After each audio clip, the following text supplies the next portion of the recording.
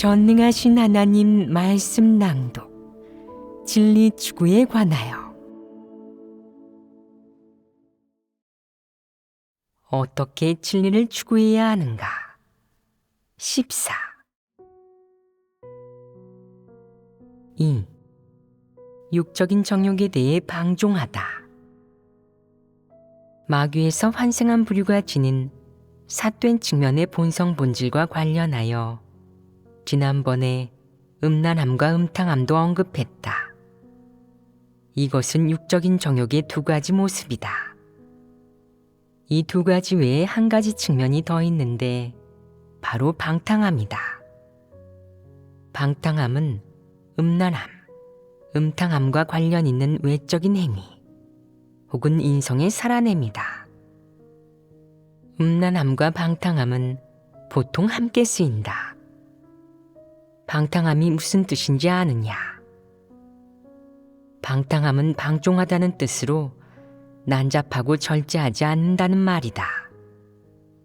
이 세 가지 측면을 통해 이런 부류가 지닌 육적인 정욕의 사악한 모습을 충분히 해부할 수 있다.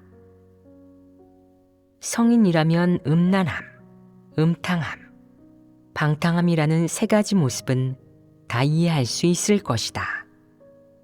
추상적인 것이 아니다. 사람은 일상에서 이런 일과 이런 부류를 적지 않게 보고 듣기 때문이다.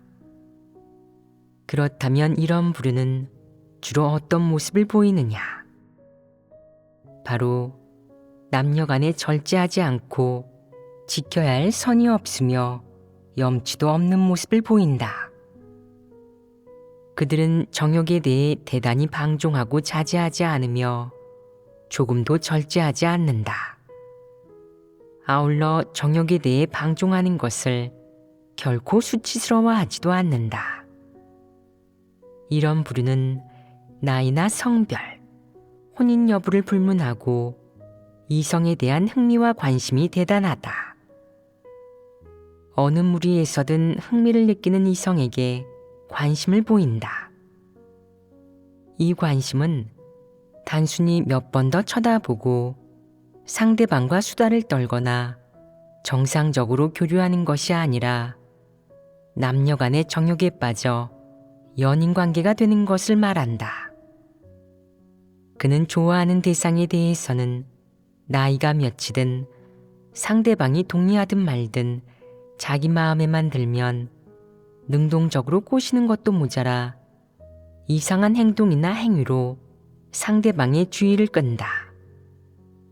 예를 들면 수시로 상대방에게 맛있는 것을 해주고 휴일에는 선물을 주기도 하며 용건이 있든 없든 상대방에게 메시지를 보낸다. 이른 아침에는 일어나셨어요? 라고 묻고 저녁에는 샤워하셨나요? 라고 묻는다. 그러다 며칠 뒤에는 또 요새 날씨가 쌀쌀한데 감기 걸리지 않게 두껍게 입으세요. 도울 일 있으면 연락하시고요. 라고 한다. 늘 관심을 보이며 기회만 생기면 상대방에게 집적되는 것이다. 이런 부류는 결코 한두 명이나 두세 명만 꼬시지 않는다. 누구든지 마음에 들기만 하면 꼬시고 보는 족족 사랑에 빠진다. 마음에 들거나 호감이 가는 사람이 있으면 음란한 생각을 하고 그 사람을 꼬시려 한다. 어떤 무리에 있든 어떤 환경에 있든 이런 일을 잊지 않고 어디에서든 마음에 드는 이성 친구, 절친한 이성을 너댓 명에서 10여 명 사귀려 한다. 만약 스킨십이라도 한다면 연애의 목적을 이룬 것이다. 연애까지 못 가더라도 이렇게 꼬시는 것만으로도 그는 기분이 좋고 사는 게 즐겁다. 만약 환경에 제약이 있어 이성을 꼬실 수 없으면 그는 마음이 편치 않다. 누가 그런 행동은 부적절하다고 일러주면 그는 앙심을 품고 누가 다른 사람을 함부로 꼬시지 못하게 제재하면 속으로 반발하고 반대한다. 그러면서 이건 내 권리야. 당신이 뭔데 나를 제재하는 거야? 이러는 건 내 자유라고. 내가 법을 어긴 것도 아니고 범죄를 저지른 것도 아닌데 당신이 무슨 상관이야? 라고 생각한다. 이런 부류는 어떤 환경에서든 늘 즐길 만한 오락거리를 찾고 항상 남는 시간을 함께 보낼 이성 친구나 성관계 파트너를 몇 명 구하려 한다. 그렇게 삶을 가득 채우고 삶의 즐거움을 불어넣으려 하는 것이다. 그러지 않으면 그들은 삶이 공허하다고, 생활이 따분하며 재미없다고 생각한다. 너무 심하게 꿰어서 참지 못하고 인터넷에서 성인물을 보는 사람들도 있는데 이들은 육적인 정욕 속에서 절제하지 않고 방탕하게 살며 여건이 허락되면 무슨 짓이든 저지를 수 있다. 마귀에서 환생한 부류는 장소나 환경을 막론하고 아무리 생활이 어렵고 일이 바빠도 환경적인 제약이 있든 없든 간에 항상 정욕에 대해 방종하려 하고 이성을 만나고 꼬실 기회만 엿보면서 자기 정욕을 실컷 채우려 한다. 육적인 정욕이 채워지지 않으면 생각으로라도 욕망을 채우려 한다. 이것을 삿되다고 하는 것이다. 삿되도 너무 삿되다. 심지어 어떤 사람들은 자녀가 모두 가정을 이룰 정도로 나이를 제법 먹었는데도 정욕면에서 대단히 방종하고 절제하지 않으며 염치가 없다. 좋아하는 이성이 보이면 어떻게든 그 사람과 단둘이 있을 기회를 만든 다음 손을 잡거나 껴안고 상대방을 건든다. 그리고 이자가 집적되거나 희롱하는 말, 자극적인 말도 반복하다 보니 일부 이성들이 교란을 당하게 되는데 이것이 바로 음란함이다. 이런 부류는 어느 정도로 음란하냐? 외모가 반반하고 몸매가 좋은 이성을 보면 음란한 생각을 하고 심지어 듣기 좋은 상냥하고 매력적인 이성의 목소리가 들려도 음란한 생각을 한다. 음란한 생각이 든다는 건 그런 생각을 가끔 하고 마는 게 아니라 늘 품고 있다는 것이다.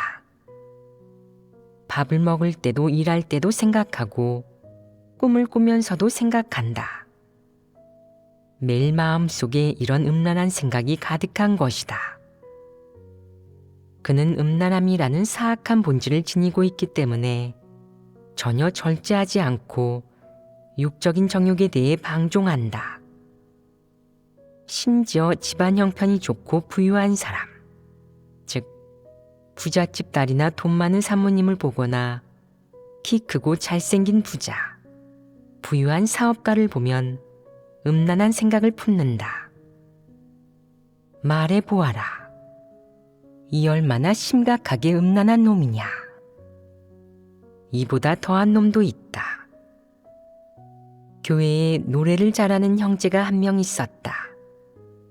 스타급 가수라고 할 수는 없었지만 음색이 제법 좋았다. 듣기로는 그의 노래를 듣고 호감이 생겨 그와 결혼하고 싶어하는 여자들이 있었다고 한다. 그 여자들은 그 형제의 얼굴을 본 적도 없고 그의 나이가 몇인지, 성격, 교육 수준, 자질이 어떤지, 하나님을 어떻게 믿고 있는지 등에 대해서도 아는 바가 없었다. 이런 것들은 고려하지도 않고 결혼하고 싶어 했던 것이다.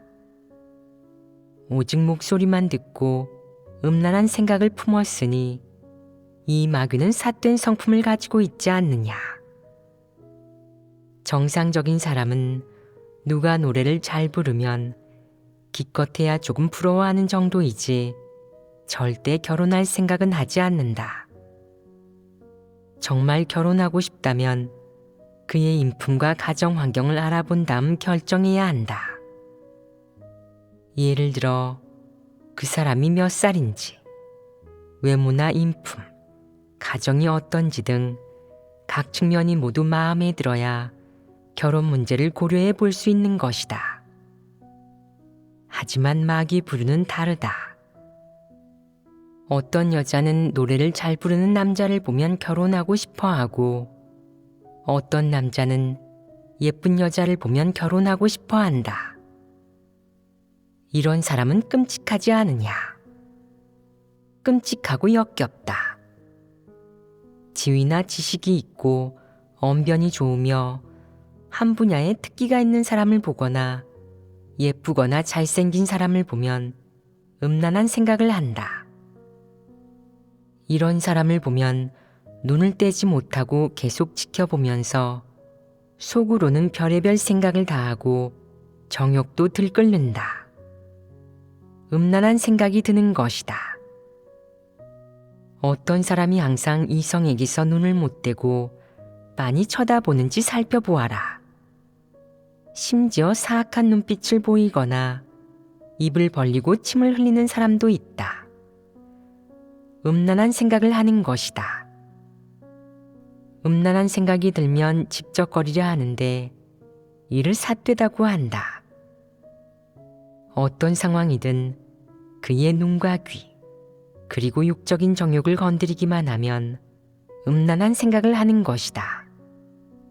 이런 자가 바로 마귀이다. 마귀의 정욕이 인성의 양심과 이성의 제재나 구속을 받는지 보아라. 구속받지 않기 때문에 그는 정욕이 늘 흘러넘치고 방탕한 모습을 보이며 대단히 방종한 것이다.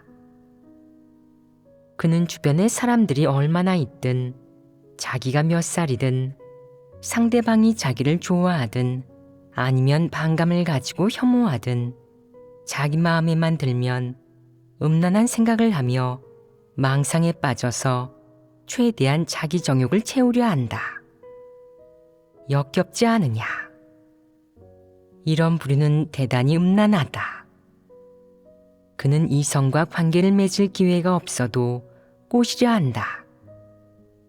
이성을 꼬실 때는 항상 눈을 찡긋거리면서 추파를 던지고 어떻게든 만나려 하고 가까워지려 한다. 그리고 의도적으로 곁을 지나가며 손을 건드리거나 어깨나 등을 스치고 집적대는 말을 한다. 이는 모두 의도적인 것으로 그의 마음이 이미 음란한 욕구로 가득하다는 것을 말해준다. 정상적인 성인은 이성과 함께 지낼 때 선을 지키고 정도껏 범위 내에서 행동한다. 정욕이나 생각, 말, 스킨십의 측면에서든 아니면 사람 간 거리의 측면에서든 모두 양심과 이성의 통제와 구속을 받는다. 하지만 음란하고 방탕한 사람은 그렇지 않다. 그는 어떤 장소에서든 주위에 사람이 얼마나 있든 당시 상황이 어떻든 자기가 몇 살이든 결혼을 했든 안 했든 상대방이 원하든 말든 상대방의 마음속에 자기에 대한 반감이 있든 없든 정욕에 대해 하고 싶은 대로 실컷 방종한다. 이를 방탕함이라고 한다. 이런 부류는 전혀 절제하지 않고 도덕의 마지노선조차 지키지 않는다. 다시 말해 완전히 방종하는 것이다. 심지어 일부 사람들은 어느 정도로 방종하냐. 대놓고 이성의 민감한 부위를 빤히 쳐다본다. 눈이 초롱초롱하고 예쁜 이성이 있으면 어떻게든 상대방과 속마음을 나누고 대화하며 사역에 관해 이야기할 기회를 만든다. 그러고는 상대방의 눈을 뚫어져라 쳐다본다. 피부가 뽀얗고 매끄러우며 부드러운 이성이 있으면 그는 늘 알게 모르게 응시한다. 또 몸매가 늘씬하고 호리호리한 이성이 있으면 몰래 훔쳐보며 눈을 떼지 못하고 빤히 쳐다본다.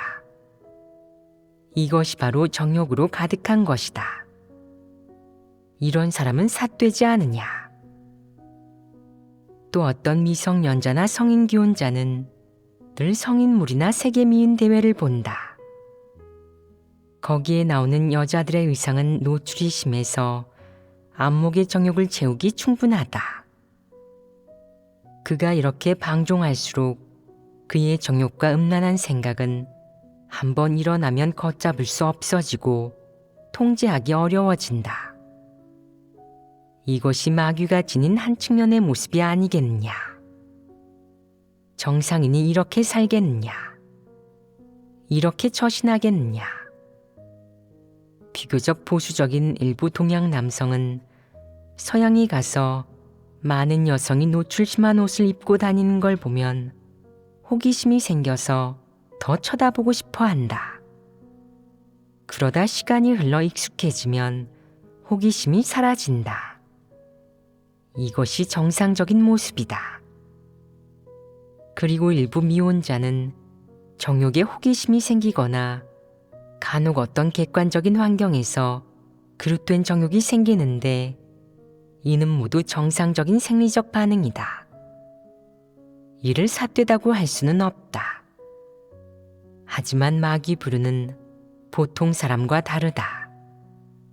그들의 삿됨은 보통 사람을 뛰어넘고 대단히 이상하다. 그들은 정욕에 대해 호기심이 있거나 정상적인 생리적 반응이나 욕구를 가지고 있는 것이 아니라 방탕하고 음란한 것이다. 그릇된 정욕에 대해 방종할 때 전혀 수치스러워하지 않는다. 이것을 삿되다고 한다. 어느 정도로 삿되겠느냐? 이성의 피부, 눈, 몸매, 얼굴을 보기만 해도 심지어 이성의 말소리만 들어도 음란한 생각을 한다. 그리고 상대방과 접촉하고 가까워질 온갖 기회를 만드는데 한 걸음 더 나아가 정욕을 채울 행동을 실행에 옮긴다. 이것을 삿되다고 한다. 삿됨에는 또 한 가지 모습이 있다. 바로 이런 부류는 어떤 환경에 있든 여러 이성이 그 주위를 맴돈다는 것이다.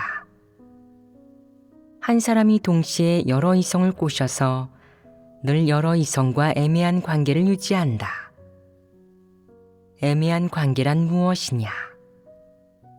바로 친구 같기도 하고 연인 같기도 해서 아무도 명확하게 설명하지 못하는 관계이다. 그는 이성과 남녀 간의 경계를 분명히 하지 않고 무척 애매한 관계를 맺으며 시시덕거리면서 모호하게 군다. 이런 모습은 음란한 성품에 지배된 것 아니겠느냐. 현재 세상의 사악한 흐름은 도덕적 관점이나 인륜적인 측면에서 이런 현상을 비판하지 않는다. 사람들은 이것을 능력이나 트렌드라고 하고 성해방이라고 부른다. 그러다 보니 이런 사상 관점을 교회에까지 끌고 오는 사람들이 있다. 내가 몇 명의 이성과 사귀든 그건 내 자유야. 이젠 법적으로도 정죄되지 않으니 내겐 이성 친구를 몇 명 사귈지 선택할 권리가 있고 내 정욕을 어떻게 대할지 선택할 권리가 있어. 억울하게 살 필요는 없지. 내 정욕을 완전히 분출하겠어. 라고 생각하는 것이다. 이것은 사악한 논조 아니냐. 사회의 흐름이 고취하는 이런 주장에 얼마나 많은 사람이 동조하고 또 얼마나 많은 사람이 그 주장을 추종하고 실행하든 어쨌든 하나님 집에서는 이런 그릇된 주장과 황당한 논리를 삿되다고 규정한다. 그리고 이런 그릇된 주장과 황당한 논리를 지닌 사람 역시 삿되다고 규정한다. 구체적으로 말하면 음란하고 방탕하다는 것이다. 이렇게 규정하는 것이 정확하지 않겠느냐. 사람의 육적인 측면의 각 기능과 본능은 기본적으로 인성의 관리를 받아야 한다. 그렇다면 인성의 관리는 무엇을 통해 이루어지느냐? 사람의 양심과 이성을 통해 이루어진다. 양심과 이성 속에 있는 염치가 사람의 생리적 욕구와 정욕을 잘 관리해야 한다. 관리하지 않고 절제하지 않으며 정욕에 대해 방종하면 이를 방탕함, 음란함이라고 한다. 이런 모습이 있다면 삿된 사람이다. 삿됨은 부정적인 사물이지 절대로 긍정적인 사물이 아니다. 그것은 이미 인성 속 염치의 범위를 벗어났고 하나님이 사람에게 요구하는 정상적인 이성의 범위를 벗어났으며 인성의 마지노선을 무너뜨렸고 형제자매의 정상적인 생활을 교란하고 파괴했기 때문에 절대로 긍정적인 사물이 아닌 사악한 것, 부정적인 사물로 규정된다. 교회, 하나님 집은 절대 성해방을 권장하지 않는다. 하나님 집은 무엇을 권장하느냐? 하나님 집은 성도의 품위를 지키고 양심과 이성을 가지고 처신하며 최소한 정욕과 생리적 욕구 면에서 염치를 가질 것을 권장한다. 다시 말해 결혼하려 하든 정상적으로 연애하려 하든 하나님이 사람에게 정해준 혼인 원칙대로 연애해야지 근친상간하거나 방탕하고 음란하게 굴어서는 안 된다는 말이다. 알겠느냐? 방금 마귀 부류가 지닌 삿된 측면의 모습들에 관해 교제했다. 이런 주제를 교제하면서 분별력을 키우는 게 좋지 않으냐? 어떤 측면의 모습이든 정상인의 폐괴 성품을 넘어서거나 사람의 천성, 본능의 범위를 넘어선다면 그것은 모두 비정상적인 것이며 다 마귀의 모습이다. 우리가 앞서 교제한 생각과 행위가 무척 괴상한 부류 외에 또 한 부류는 눈에 띄게 괴상한 모습을 보이지는 않을 수도 있지만 눈에 띄게 음란하고 방탕한 모습을 보인다. 이런 명확한 모습 역시 마귀가 지닌 삿된 본질의 한 측면을 입증해 준다. 그렇다면 이런 명확한 모습을 보이는 부류는 마귀라고 확실하게 말할 수 있지 않겠느냐? 그들은 언제든 정욕에 대해 방종하고 마음속에 그릇된 정욕이 가득하다. 그리고 정상인의 생리적 욕구를 넘어설 정도로 육적인 정욕에 관한 일에 대해 흥미가 대단하다. 즉, 나이나 성별, 혼인 여부를 불문하고 그들이 육적인 정욕 측면에서 보이는 모습은 정상인의 모습과 정상인의 욕구 수준을 넘어서기 때문에 이런 측면에서 보이는 그들의 모습은 충분히 비정상이라고 할 수 있다. 두 단어로 규정하자면 바로 음란함과 방탕함이다. 다시 말해 그들은 생리적 욕구가 매우 비정상적이라서 어떤 분야에 특기가 있거나 선천적인 조건이 괜찮은 이성만 봐도 음란한 생각을 하고 정욕을 분출한다. 예를 들어 치아가 고르고 하얘서 웃으면 무척 예쁘고 사랑스러운 이성이나 머리칼, 눈이 무척 아름다운 이성을 봐도 음란한 생각을 한다. 이성의 어디가 잘생겼거나 아름답기만 해도 그는 음란한 생각을 하고 정욕을 분출하는 방식으로 상대방에 대한 호감이나 마음을 표현한다. 역겹지 않으냐? 너무나 역겹다. 어떤 사악한 자는 말할 때 눈썹을 치켜 올리거나 웃을 때 보조개가 생기거나 눈빛이 매력적으로 보이는 등 이성의 특별한 표정만 봐도 음란한 생각을 한다. 그들이 음란한 생각을 하는 빈도나 횟수는 상상을 초월하고 믿기지 않을 정도다. 정상인은 얼굴이 예쁘면 몇 번 더 보면 그만이지 어떻게 음란한 생각을 하고 정욕을 분출할 수 있지? 비정상 아냐 라며 이해하지 못한다. 정상인이라면 이해하지 못하고 음란한 생각을 할 수 없다고 생각하는 일에도 그는 음란한 생각을 하고 정욕을 분출한다. 이것을 사땜이라고 하고 일상적인 말로는 이상함, 사성이라고 한다. 어떤 여성은 근육질의 이목구비가 뚜렷하고 키 큰 남자를 보면 음란한 생각을 한다. 또는 수완이 좋고 능력 있는 데다가 돈과 지위까지 가진 남자를 보면 늘 음란한 생각을 한다. 그녀는 그를 마음에 들어하고 그 사람이 괜찮다고 생각하며 그를 좋아하고 그와 어울리거나 연애하고 싶어하는 것에서 그치지 않고 늘 음란한 생각을 하는 것이다. 역겹지 않으냐? 이것이 사땜 아니겠느냐? 이렇게 늘 음란한 생각을 하는 것은 비정상이고 삿된 것이다. 마귀에서 환생한 부류의 음란하고 방탕한 모습에 관한 교재는 여기까지 하고 이어서 음탕함에 관해 이야기해보자. 사실 음탕함은 음란함, 방탕함과 모두 관계가 있다. 단지 다른 관점에서 표현한 말일 뿐이다. 자기에게 호감을 갖도록 이성을 꼬시려고 늘 이성 앞에서 꼬리치는 사람들이 있다.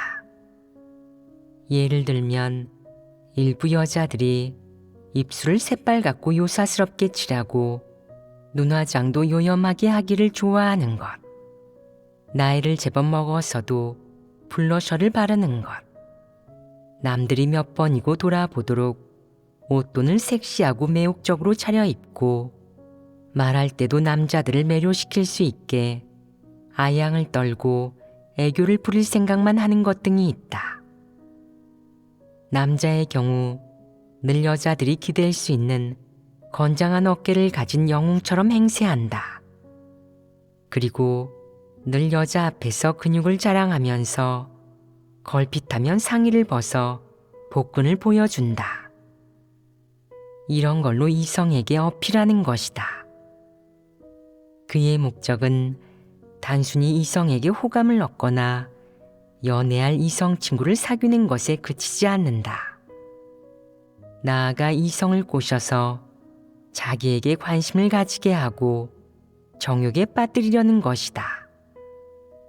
이것이 그의 목적이다. 음탕하지 않으냐? 이것이 바로 음탕함이다. 이방인은 이런 부류를 새꼴이라고 부른다. 새꼴인 부류는 어떤 행동을 하느냐?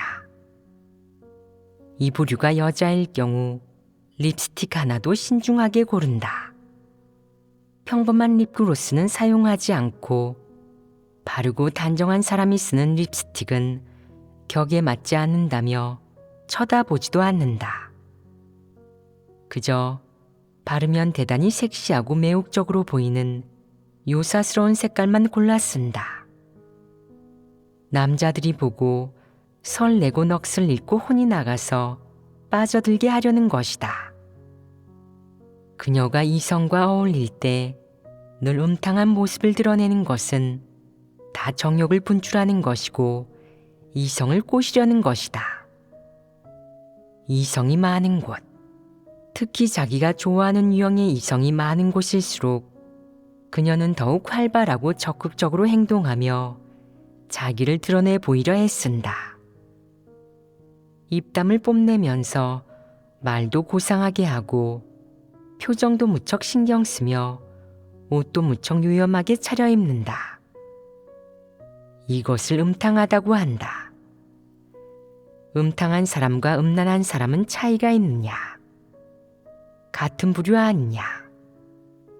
그들은 죽이 잘 맞는 자들이다.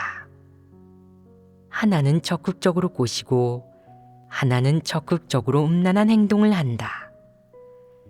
둘 다 정욕에 대해 방종하는 모습이자 정욕이 넘치고 방탕한 모습으로서 삿된 본성 본질에 지배된다.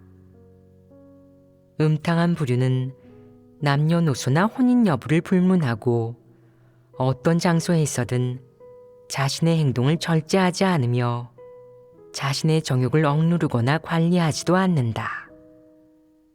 그러기보다는 방탕하고 아무렇게나 행동하는 것도 모자라 적극적으로 나선다.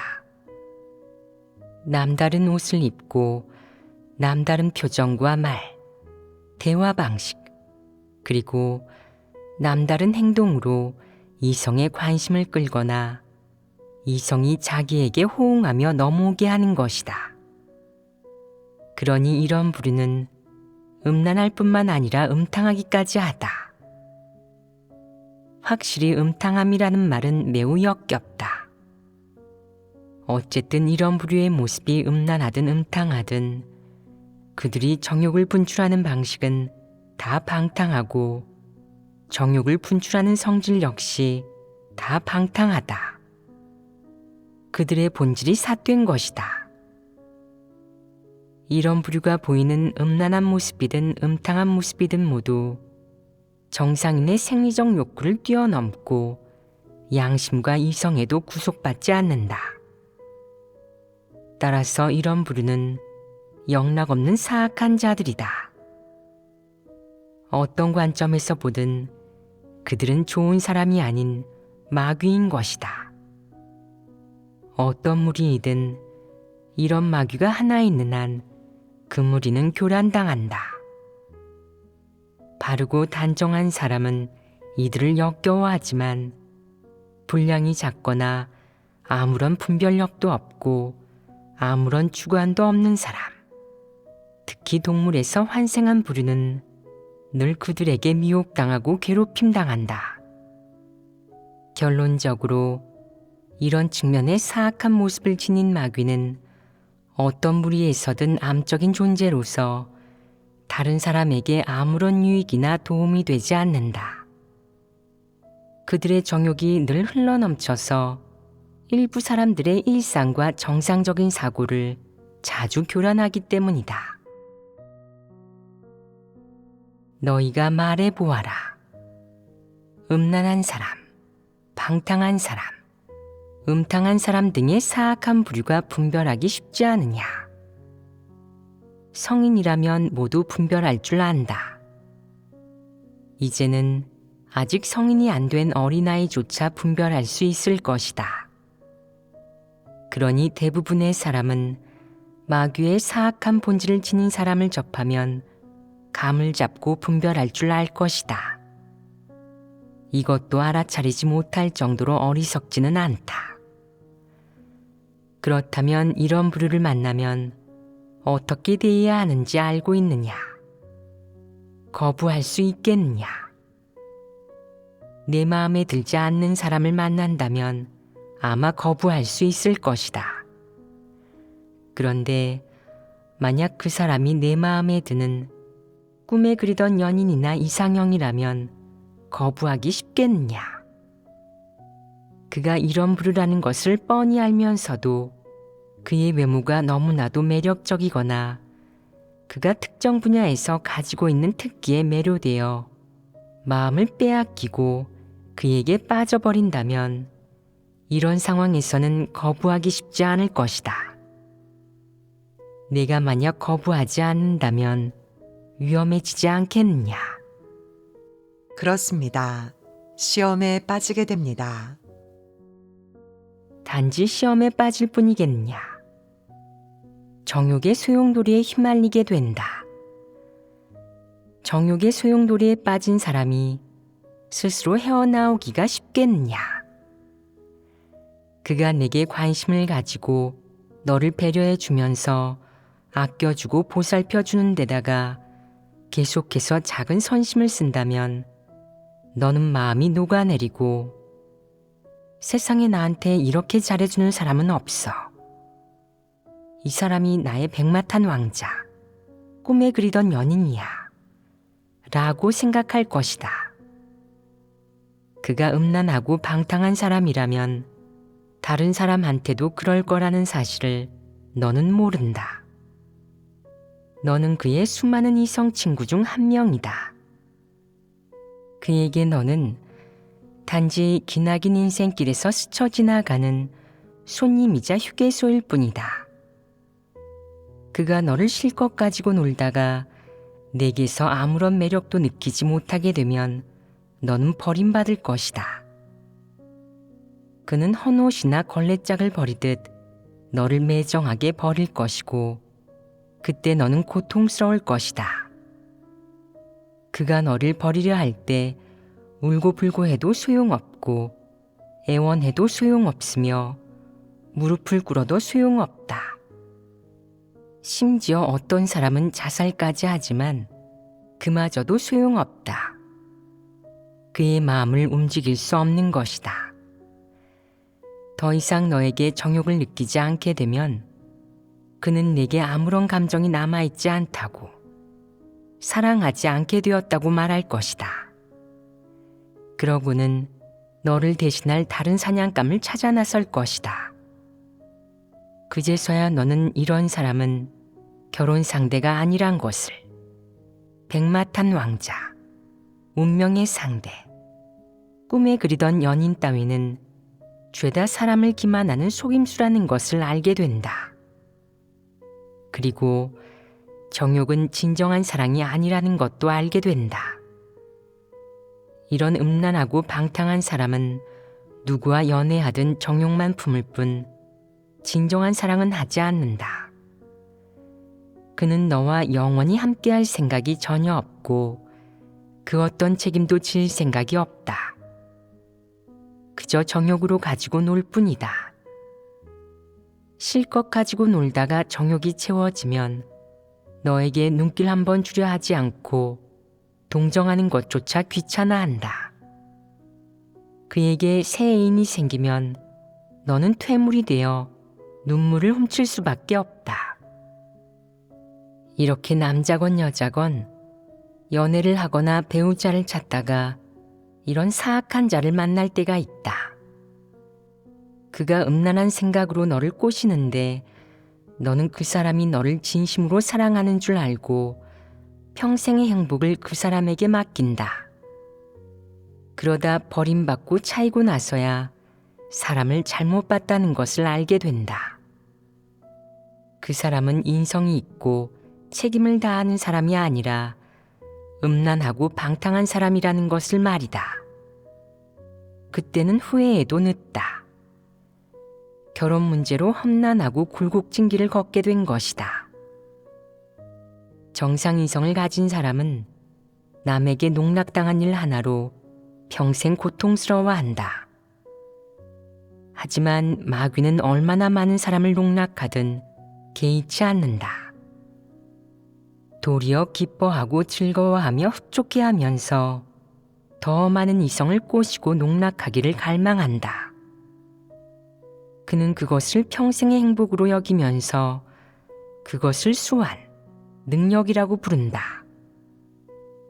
정상인이 그들과 엮이면 버텨낼 수가 없다. 그렇기 때문에 연애하고 싶다면 눈을 크게 뜨고 똑바로 살펴보아라. 절대 마귀를 찾지 마라. 정상인과 연애한다면 설령 헤어진다고 해도 그가 그렇게 깊은 상처를 주지는 않을 것이다. 최소한 평범한 친구가 될 수 있다. 하지만 마귀와 사귀면 그로 인해 인생을 망치게 될 것이다. 너희 생각에는 정상적인 사람이 진심이나 참된 애정을 얼마나 가지고 있겠느냐? 한평생 쓸 에너지가 얼마나 있겠느냐? 연애 한 번 할 때마다 속아 넘어가서는 기만당하고 농락당해 너무 깊은 상처를 입어서 트라우마를 가지고 인생을 살아간다면 하루하루가 너무 고통스러울 것이다. 그러니 연애를 하든 이성과 함께 지내든 가장 경계해야 하는 것이 바로 이런 음란하고 방탕한 부류이다. 내가 남자건 여자건 사람을 간파하지 못해 상대방이 음란하고 방탕한 사람인지 아닌지 모르겠다면 속아 넘어가지 않게, 또 평생 후회하고 한스러워하지 않게 함부로 사귀지 마라. 쓰디 쓴 결과가 초래되면 그 결과는 오롯이 너의 몫이다. 아무도 대신할 수 없고 아무도 네 상처받은 마음을 위로해 줄 수 없다. 설사 내가 사람을 간파할 수 있다고 한들 꼭 정확하게 볼 수 있는 것도 아니다. 요즘 사람들은 누구도 확신할 수 없다. 사람은 구원받기 전에는 진리를 추구하려는 마음만 있을 뿐이다. 인성은 괜찮아 보여도 실제로 함께 생활하면 어떨지는 미지수이다. 진리를 깨닫지 못하고 구원받지 못한 사람은 모두 미덥지 않다. 왜 미덥지 않겠느냐? 말해보아라. 이 사악한 세상에서 살아가면서 진리를 얻지 못했는데도 어떤 시험이든 이겨내고 어떤 사악한 흐름 속에서도 버텨내는 사람이 있더냐? 한 사람도 없다. 그러니 믿을 만한 사람이 없다는 것이다. 믿을 만한 사람이 없다는 게 무슨 뜻이겠느냐? 남녀를 불문하고 모든 사람에게 결혼은 비극의 시작이라는 뜻이다. 날마다 생계 문제에 부딪히고 삶의 각종 자질구레한 일이나 근심거리를 마주하는데 두 사람이 함께 끝까지 갈 수 있을지, 그 길에서 서로 의지할 수 있을지, 행복할지, 공통의 관심사나 추구하는 바가 있을지는 장담하기 어렵다. 그러니 일단 결혼해서 현실의 삶을 마주하게 되면 고통이 시작되는 것이다. 사람이 혼자 살면 모든 게 쉽다. 혼자 결정해도 되니 말이다. 하지만 두 사람이 같이 사는데 혼자 결정해서야 되겠느냐? 상대방이 내게 양보하겠느냐? 너는 상대방에게 양보하겠느냐? 상대방이 너를 아껴주고 배려해 주겠느냐? 너는 상대방을 아끼겠느냐? 모든 게 미지수이다. 설령 내가 만난 사람이 음란하고 방탕한 사람이 아니라서 서로 잘 맞는다고 결혼해도 되겠다는 생각이 들더라도 결국 그가 결혼이라는 틀 안에서 책임을 다할 수 있을지는 미지수이다. 그리고 내가 결혼이라는 틀 안에서 그와 끝까지 갈 수 있을지도 미지수이다. 내가 자기 자신에게도 확신이 없고 자신이 없다는 것은 남도 마찬가지라는 방증이다. 그러니 더 이상 말할 필요도 없지 않겠느냐. 내가 일상에서 음란한 부류, 음탕한 부류, 방탕한 부류를 만났는데 그가 내게 접근한다면 접근하는 목적이 무엇인지 알아야 한다. 만약 내가 거부하지 않거나 내가 나약하고 미숙하며 어리석고 무지한 데다가 식견도 없어서 그가 결국 목적을 이루고 나쁜 결과를 초래한다면 결국 그 결과를 감수해야 할 사람은 너다.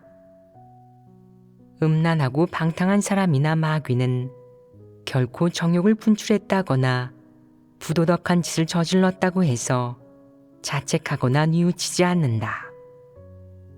그는 상관없다고. 그건 이 속을 차리는 거라고. 사람은 그렇게 살아야 한다고 생각한다. 하지만 정상적인 사람이라면 인성이 있는 양심과 이성이 그런 타격과 고통, 상처를 결코 감당하지 못할 것이다. 그러니 이런 음란하고 방탕한 부류를 만나면 조심해야 한다. 시험에 빠지지 않게 지켜달라고 하나님에게 기도하고 간구해야 한다.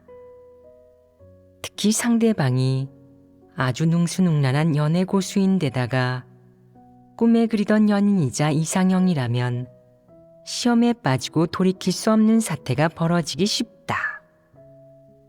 결국에는 누구도 바라지 않는 나쁜 결말을 감수하게 될 것이다. 그때가 되면 마음과 정신, 육체는 모두 어느 정도 망가질 것이다. 그러고 나서는 본분을 이행하고 하나님 앞에 나아가 하나님을 따르더라도 이미 많은 것이 달라졌고 원래대로 돌이킬 수도 없게 된다. 다시는 돌아갈 수 없는 것이다.